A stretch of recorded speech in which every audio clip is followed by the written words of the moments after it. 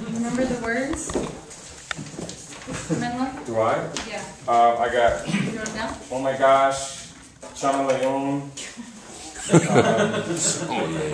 Feisty, The Impossible Dream, Procrastination, and Repair. Was that the last one? Yeah. Repair? Okay. Yeah, repair. All right. I'll read slow so you have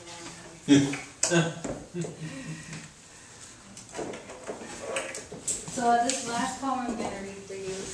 I started graduate school 4 years ago, and the thing about grad school is it like kills your creative spirit. You like read all of this stuff and you think you're going to be having more material, and it just sucks it out of you. So this poem is kind of an ode to that, looking back to when I actually used to write poetry and had time to write poetry.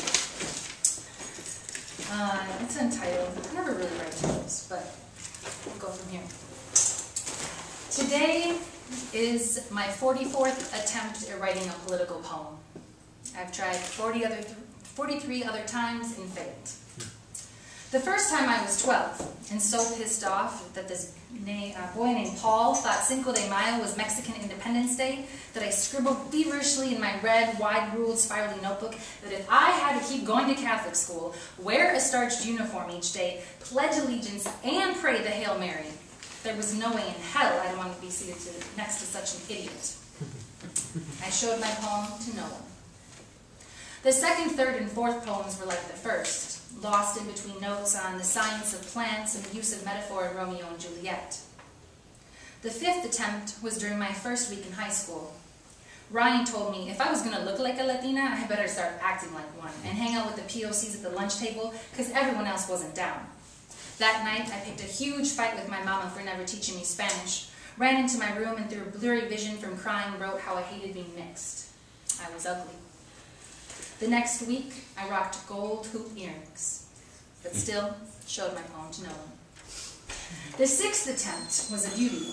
I had just read the autobiography of Malcolm X and somehow didn't hold on to the whole last part of the book about self-transformation and journey to Mecca. I just proclaimed the white man was the devil. My English teacher, Mr. Powers, kindly suggested I relook at the latter part of the book. I rolled my eyes. Like a white guy with the last name Powers was going to tell me anything? I showed my poem to my homegirl Alejandra. She laughed. Poems 7 through 16 are all a blur. Rants more than poems, or maybe rants are always poems. I'm not really sure. 17. Now that I remember because I was 16 and in love.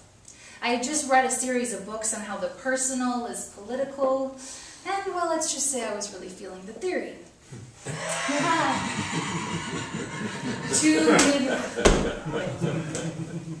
Two Midwest mixed kids trying to make sense of our existence, grapple with tokenization, we found safety in our aloneness. Like all first loves that come to an end, mine was marked by poem 25. What I would like to refer to as my first, oh hell no, who does he think he is trying to cheat on me with some girl, poem. That was the night of my almost first fight. We went to the park because I knew she'd be there, and just as I pushed her up against the car, I looked into her eyes and stopped. That was the moment of my first true feminist practice. Never fight over a man. A naive attempt at confronting patriarchy. Needless to say, that spawned into a series of poems, at least 7 or so, that my dad kindly refers to as my I Am Woman, Hear Me Roar series. Mocking me out of love, he wrote his own poem entitled I Am Man, and shared it with me one night at dinner. It didn't go over well, but further pushed me into my feminist ways. Poem 33, inspired by Simone de Beauvoir. Poem 34, Maya Angelou. Poem 35, Zora Neale Hurston. But then my feminism took a turn at 1848, and poem 36 became a historical regurgitation of anything I could get my hands on, which wasn't much because, let's be real, no one taught Mexican-American history in Minnesota. But it turned into a brown is beautiful, I didn't cross the border crossed me, huelga si se puede poem that I fiercely shared during Diversity Appreciation Week in the theater to my entire junior class. No one laughed or clapped. Poem 36, I dedicated to Dolores Huerta and the Brown Berets. Poem 37, the Zapatistas. Poem 38 for Jesse de la Cruz, a farm worker and labor organizer who inspired me because, after all, we shared the same name. Which led me all the way to poem 39. I'm almost done here.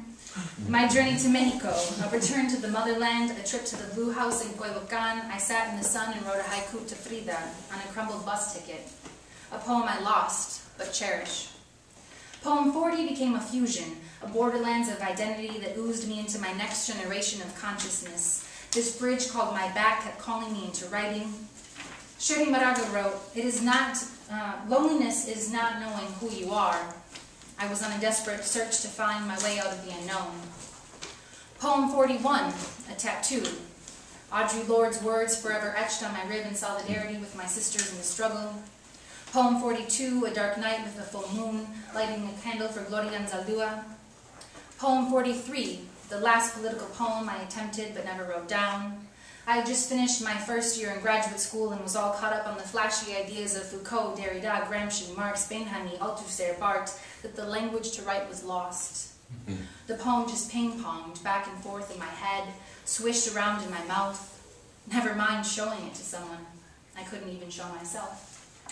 Which brings me to this poem, poem 44, my 44th attempt at finding my politics and poetry, a poem I share with you.